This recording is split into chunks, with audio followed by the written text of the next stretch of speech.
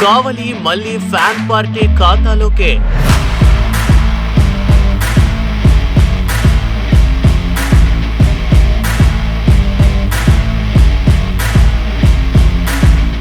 అధికార పార్టీపై వ్యతిరేకత ఉన్నప్పటికీ ఆ పరిస్థితులను అనుకూలంగా మార్చుకోవడంలో ప్రతిపక్ష నేత విఫలమవుతున్నారు.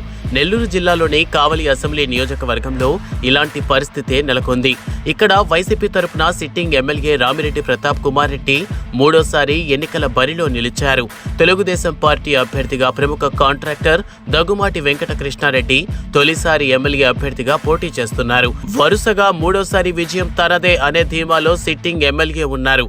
ఈ నేపథ్యంలో కావలి తాజా రాజకీయ పరిస్థితులపై ఓసారి పరిశీలన చేద్దాం.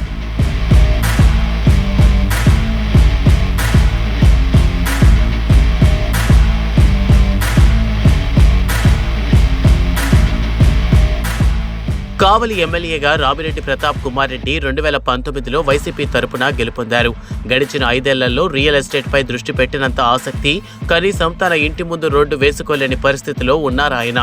మొత్తానికి ఈ నియోజకవర్గంలో 1-2 అభివృద్ధి పనులు చేసి మమా అనిపించేశారు ఈ వైసీపీ ఎమ్మెల్యే. దీంతో ఆయనపై నియోజకవర్గంలో తీవ్ర వ్యతిరేకత వ్యక్తమవుతోంది. మొన్నటి వరకు టికెట్ కూడా వస్తుందా అనే చర్చలు కొనసాగాయి. అయితే సీఎం జగన్మోహన్ రెడ్డి మళ్లీ ఆయనకే టికెట్ ప్రకటించారు. ఆయనపై ఉన్న వ్యతిరేకతను బట్టి కావలిలో టీడీపీ విజయం తథ్యం అనుకున్నారు. చంద్రబాబు ఇక్కడ కొత్త అభ్యర్థికి అవకాశం కల్పించారు. ఇక్కడ వరకు అంతా బాగానే ఉన్నా కేడర్ని నిలబెట్టుకోవడంలో టీడీపీ అభ్యర్థి విఫలమవుతున్నారు. ఫలితంగా పరిస్థితులు మెల్లగా వైసీపీకి అనుకూలంగా మారుతున్నాయి. కావలిలో కీలక నేతగా ఉన్న మాజీ ఎమ్మెల్యే కాటంరెడ్డి విష్ణువర్ధన్ రెడ్డి టికెట్ దక్కకపోవడంతో టీడీపీకి రాజీనామా చేశారు. ఆయన వైసీపీ కండువా కప్పుకోగా అనుచరులు సైతం ఆయన మార్గాన్ని అనుసరించారు. అలాగే కావలి పట్టణానికి చెందిన నేతలు సైతం వైసీపీలోకి జంప్ అయ్యారు.